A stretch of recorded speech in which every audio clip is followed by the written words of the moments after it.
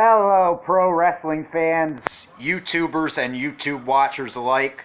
My name is the lovable lunatic, Eddie Bainey. Pleasure to be with you as always. I am making my triumphant return to YouTube. And today I want to talk to you about the whole Becky Lynch versus Charlotte thing and why we should be rallying behind them both rather than setting a divide between them. Now, before I get into that, I want to start with the news that Ronda Rousey is sad because her goat died. Hey, we have animals die. It's a tough break for her. Sorry to hear about her goat. The goat's still alive. She's just out with a broken face right now. But she also said about she can't do WWE forever and all this. My comments on that are simply this, I wish no ill will on anybody, and I wish her the best for her physical and mental health and for her family, but she knew what she signed up for. She knew the toll that this business takes, that the grueling schedule that comes with this line of work, and she also knew what else was involved. So I don't wish her harm, but in the words of the beautiful Amy Lee, don't cry to me. Like, you knew what you signed up for. That being said, let me jump right into this. There is a divide going on between Becky Lynch and Charlotte right now. Now, Charlotte is known as the queen. Becky is known as the man, the champ, whatever. There's a divide between, the way Becky attacked Charlotte was better, or the way Becky attacked Ronda was better. Oh, no, Charlotte's attack was better. No, let me tell you why both were brilliant in their own magical way. Now, if you're an avid pro wrestling and WWE lover, which I am, I resort to other outlets, but WWE is the mainstream. It's been quite pathetic. It's been going back to its cartoonish, childish ways as of late. Becky Lynch and Charlotte are the best things going in WWE right now, even with the Dean Ambrose thing, which is brilliant, but that's a subject for another day. Why? Because, let me start with Becky. Becky was one of the best workers in the business when she got in it. They signed her when she had retired and she had actually, gone to film school, whatnot. She was actually training to become a clown, and she got a call from WWE. Okay? Becky Lynch, Rebecca Quinn, is someone who wasn't given her due in WWE. She was given a silly gimmick in NXT, an Irish tap dancing gimmick. I fell in love with her right away. There was just something about her, and I knew of her from her days on the independent scene, but I fell in love with her right away just because she had a certain energy about her. She just created this atmosphere that you could just tell, okay, this chick's gonna take the bull by the horn someday, But she wasn't given shit. She got to the main roster after some moderate success on NXT and was shoved down, given a silly title run, and then wasn't used for almost a year. Was made to look like a fool, typical WWE, right? And then out of nowhere, she just started showing that energy again, that spark, that straight fire that made her her, and she ran with it. She said, "You know what? Nobody's gonna give me mine. I'm gonna fucking take it. I am gonna grab this. I'm gonna grab this opportunity, burn it down, and never give it up." And since about, for the better part of this year, she has been one of, if not the best workers in the world, let alone the whole company. She's been brilliant. Now, her heel turn was done wrong, but she ran with it. And the crowd absolutely loved her. Now, as a heel, for you to get a response so captivating, for an audience to be thriving and anticipating what you're going to say and do next, that's huge. And for them to still get behind you, you are doing something right in the heart and minds of hardcore pro wrestling fans. So let's get right into this Ronda Rousey thing. Becky was built up to have a match with Ronda.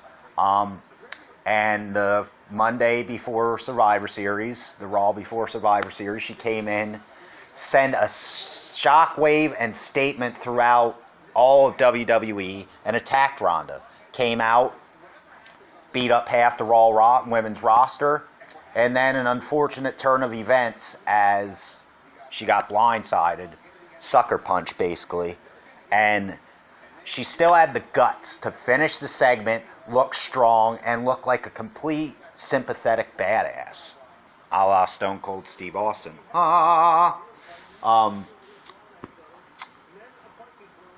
You know, the way she went about it was just absolutely brilliant. It's like, wow, nobody's come at Ronda Rousey like this before.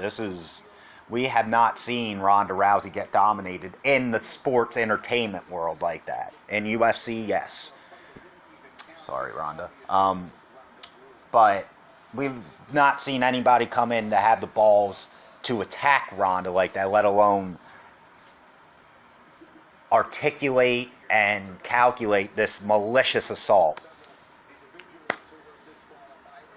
And it's only building Becky's character. It's obvious she's going to come back as a anti-hero, badass, bad lass, I should say, babyface, a la Stone Cold. And that's exactly what they're building her up to be, and that's what she should be. I can't say more about her. Now, as far as Charlotte goes, Charlotte was handpicked by Becky to step in.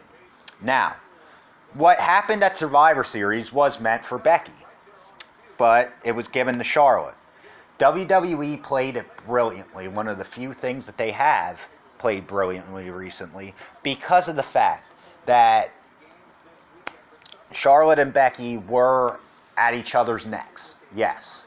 But the fact that they just, on drop of a hat, okay, we got to play this sympathy angle, let's turn Charlotte, let's, have Charlotte swerve on Ronda. Not necessarily turn her heel, but was it brilliant? If you're a hardcore pro wrestling fan, you know her dad, the Nature Boy. Woo! Ric Flair himself was the dirtiest player in the game. And what Charlotte did to Ronda was a great homage and backlash to that. The way they threw that into the current storyline, the way they infiltrated Ric Flair's old gimmick and put it on his daughter, and she did not skip a beat with it. Like, how can't you get behind that? What I'm trying to say is both are the best thing going at least in WWE right now. And while, Charlotte's better, Becky's better, it doesn't matter. Becky has better mic skills and is more lovable with the crowd. Charlotte is probably the better in-ring performer. Becky tells a better story overall. They're both brilliant. They both could go toe-to-toe with any of the best in the world on the men's side. And no, not Shane McMahon. But when you think of women's pro wrestling, this is what you want to see. You want to see women that can come in there, generate heat, but still be loved by the fan. You want to see women who are doing what the men are doing and exceeding that at a much higher level. Take notes, Ambrose. Not that what you're doing is bad. But what I'm simply getting at is, while we're trying to pick and choose which one's better and who does this and who does that, they are both brilliant assets to pro wrestling / sports entertainment. So I think we should get behind them both. And while we're hating on Nia Jax right now, I think we should send her a fucking Christmas card, because this gives us the best storyline of the year going into the hottest time of the year, WrestleMania season. Now it's like, Becky still needs her match with Ronda. Well, Charlotte's got this thing. Do you build a triple threat at WrestleMania? Do you have Charlotte face off with Ronda, then Becky face off with her, and then in the end you can, I beat Ronda, you didn't, I'm better than you. Possibilities are endless. Don't forget to leave a comment if you agree, disagree, what the fuck ever. Just keep it respectful. You know, I'm entitled to my opinion just as y'all are, and I'll respect you as long as you respect me. Don't come up on here acting a fool and, you know, hey, he's stupid, blah, blah, blah. I feel the way I feel, and I feel like Charlotte and Becky are two of the best things going in wrestling today.